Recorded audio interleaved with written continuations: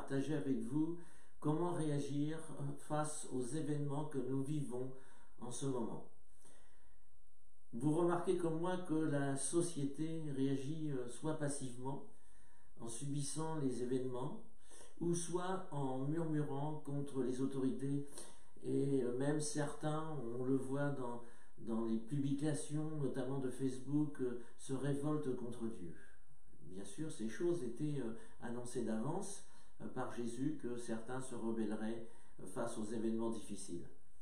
Et puis, il y a ceux, les scientifiques, les politiques, les journalistes, les essayistes et bien d'autres istes qui veulent expliquer par toutes sortes de raisonnements, et je pense que vous en avez déjà écouté, cette crise par laquelle nous passons, mais aussi avec aussi la violence que nous avons actuellement, comme notamment le terrorisme, les attentats et toutes sortes de violences. Ils veulent tout expliquer et ils disent tout et son contraire. C'est ce que nous entendons, c'est ce que vous entendez, c'est ce que j'entends moi aussi. Alors ça, ce sont les hommes qui ne croient pas en Dieu. Mais j'ai remarqué aussi qu'il y avait des chrétiens et des responsables chrétiens, pasteurs, prophètes, etc., qui s'aventurent à émettre des prévisions sur la fin des temps, de chercher à expliquer à tout prix les événements par lesquels nous sommes en train de passer. Je vous donne un exemple pour bien me faire comprendre. Certains ont prédit la fin de l'épidémie pour l'été, avec des textes à l'appui, des périodes, des dates, etc. Et ils étaient affirmatifs. Mais vous avez vu comme moi que le virus n'a pas pris de vacances et qu'aujourd'hui, nous constatons, et force de constater, que le virus est de plus en plus présent. Donc, ils se sont trompés parce qu'ils veulent à tout prix expliquer les choses. Mais que dit la Bible? Qu'a dit Jésus sur les réactions que ces enfants, les chrétiens, doivent avoir dans ces temps que nous vivons? Eh bien, j'ai pris des extraits de Luc chapitre 21 et je vous propose de voir 4 points ensemble de réactions que nous devons avoir. Une réaction que nous devons avoir, et nous la connaissons, c'est veiller et prier. Jésus a dit « veillez et priez ». Une autre version la traduit comme ceci: « Restez donc en éveil, priez en tout temps ». C'est certes des attitudes que nous devons avoir en tout temps. Nous ne devons pas attendre des temps difficiles, nous ne devons pas attendre de vivre une crise sanitaire, une épidémie, que notre société devienne une société hyper violente, bien sûr, pour veiller et prier. Cela est quelque chose de normal et nécessaire pour chaque enfant de Dieu en tout temps. Et c'est pas une option, on sait qu'on en a besoin. Mais Jésus ici présente cette veille, la prière, la veille, comme quelque chose d'indispensable face aux derniers temps. Si c'est nécessaire déjà dans les temps qui sont moins difficiles, à plus forte raison, Jésus nous laisse entendre que c'est indispensable dans les temps mauvais. D'ailleurs, il dit ensuite, après avoir dit veillez et priez, afin d'avoir la force d'échapper à tous ces événements à venir et de vous présenter debout devant le Fils de l'homme. Donc, on voit qu'il y a une raison. Parce que face à ces événements difficiles, il faut que nous restions fermes dans notre foi et debout, prêts pour l'enlèvement qui est pour bientôt. Pour la prière, j'aimerais ajouter quelque chose. Souvenez-vous que l'apôtre Paul a dit qu'il fallait prier pour nos dirigeants. Et je pense que plus que jamais, dans ces temps difficiles, nous devons prier pour nos dirigeants, car ils sont à la fois perdus dans leurs péchés, mais aussi perdus dans les décisions à prendre, ne sachant que faire, ne sachant vers qui se tourner, demandant des conseils à l'un, à l'autre, qui sont, on l'a dit tout à l'heure, contradictoires. Et nous devons prier même si, à nos yeux, ils nous paraissent parfois iniques.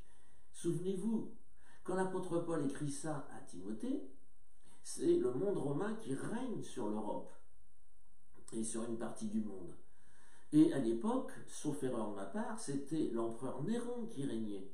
Et Paul dit qu'il faut prier pour les gens, pour les rois, tous ceux qui sont élevés en dignité. Donc il fallait prier aussi pour Néron, cet homme cruel, méchant, ignoble, etc.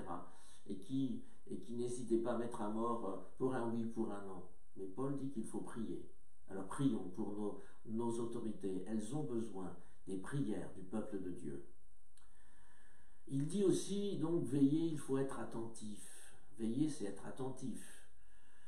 D'ailleurs, le contraire de veiller, c'est s'endormir, somnoler. Veiller à être, ça veut dire être en éveil, on l'a bien compris, et pas endormi par les soucis et les choses de la terre, parce que si on s'arrête aux choses de ce monde, on va finir par ne plus être en éveil.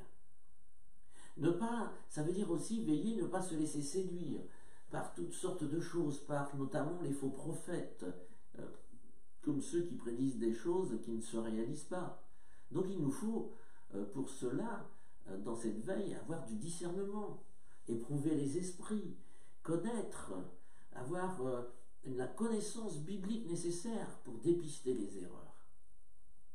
Donc premier point, première réaction que nous devons avoir face aux événements, c'est veiller et prier. Deuxième réaction, lever la tête.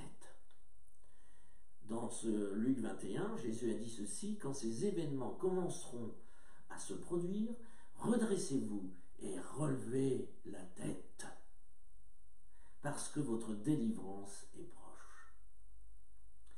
Nous remarquons que Jésus dit que c'est au début des événements qu'il faut lever la tête.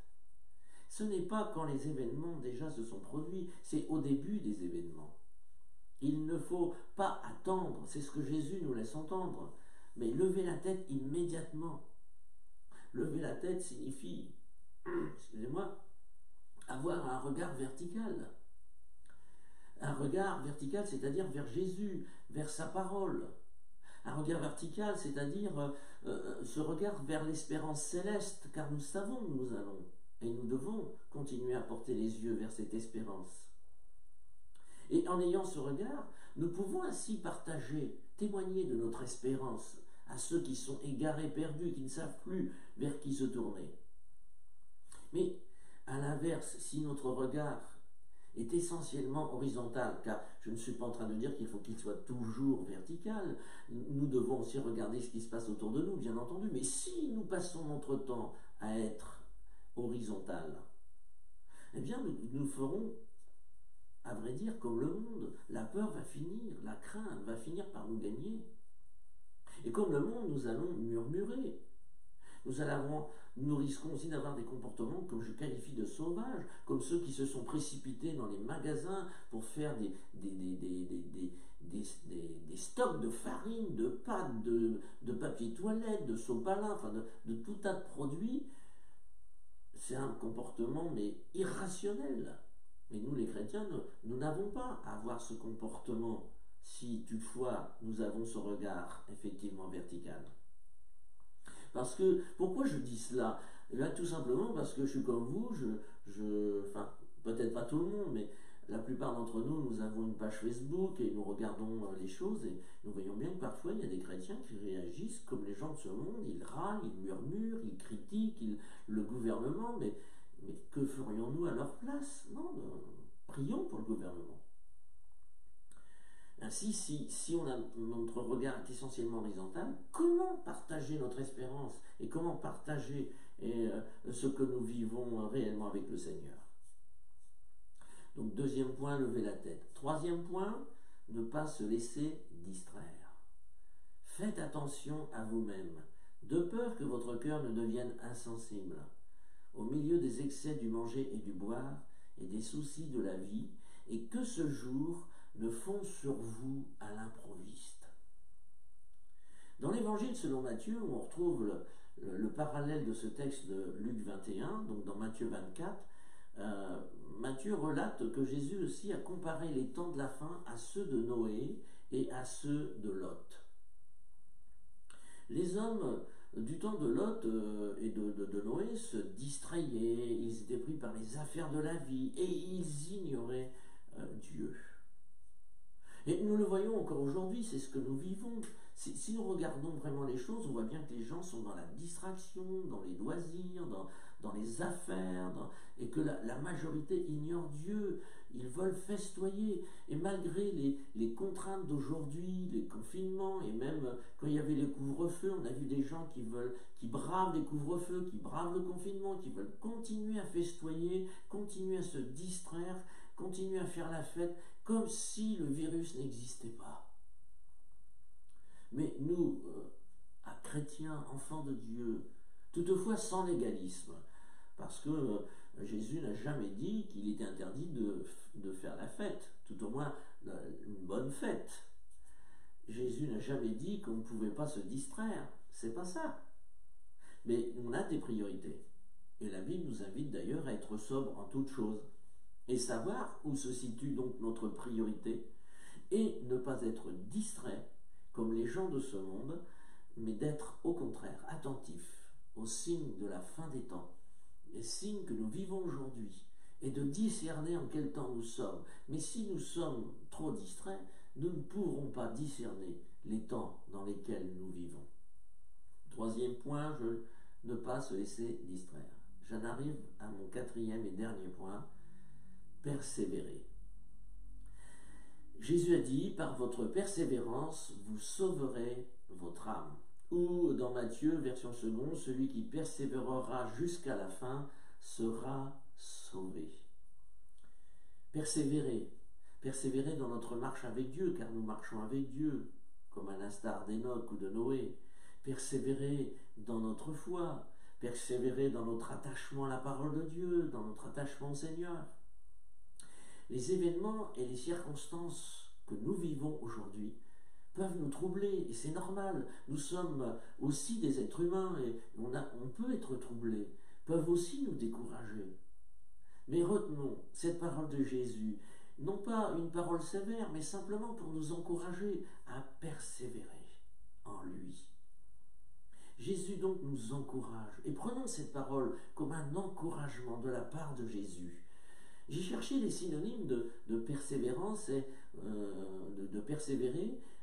J'ai trouvé qu'il y a le mot têtu. Il nous faut être têtu, entêté dans notre foi. Il nous faut être opiniâtre, c'est un autre synonyme. C'est-à-dire garder notre opinion, notre conviction. Il nous faut persister dans la foi et continuer. Il y a bien d'autres synonymes, mais je vous laisse ces quatre. Têtu, opiniâtre, persister, continuer. Et ne pas se laisser perturber par les événements et les discours actuels. Car ça peut nous distraire, je l'ai dit tout à l'heure. Quatrième point, persévérer. Je résume, nous avons vu 4 points. 4 réactions que nous devons avoir, toujours, mais particulièrement dans ces temps que nous vivons. Veiller et prier. Lever la tête vers le Seigneur et vers le ciel. Ne pas se laisser distraire. Oh non, je veux me concentrer sur la parole de Dieu et sur Jésus. Et bien regarder les temps dans lesquels je suis. Et puis je veux persévérer dans ma marche avec le Seigneur. Je termine. Alors, ne perdons pas de temps dans les raisonnements de toutes sortes comme le monde fait. Ne faisons pas comme le monde avec des mauvaises réactions, mais appliquons ce que Jésus nous a dit. Le temps de confinement, je l'avais précisé, partagé avec vous déjà pendant ce premier confinement, mais ce temps de confinement supplémentaire est propice à cela, c'est-à-dire à passer du temps avec Dieu, à revenir à l'essentiel. N'avons-nous pas oublié ce qu'était l'essentiel, nous, Église de Jésus-Christ? Ne sommes-nous pas interpellés par le Seigneur, par ces événements? Ma conviction, c'est, bien sincèrement, chers amis, je crois que Dieu permet ces choses pour une réaction saine de son peuple. Peut-être même permet-il le prolongement, la prolongation de ces temps de confinement pour une réaction réelle de son peuple. Alors approchons-nous de Dieu et cherchons à le connaître davantage. Jésus vient bientôt, il vient nous chercher, c'est notre espérance, c'est une bonne nouvelle, mais persévérons de tout notre cœur dans les voies du Seigneur. Que Dieu vous bénisse abondamment. Soyez bénis par notre Seigneur Jésus-Christ. Que la paix soit sur vous tous. Amen.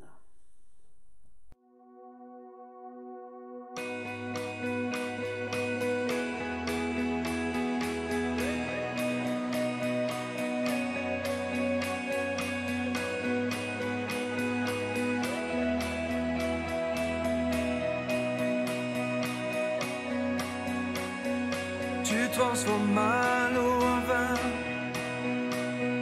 touche à les yeux de ta main, nul n'est comme toi.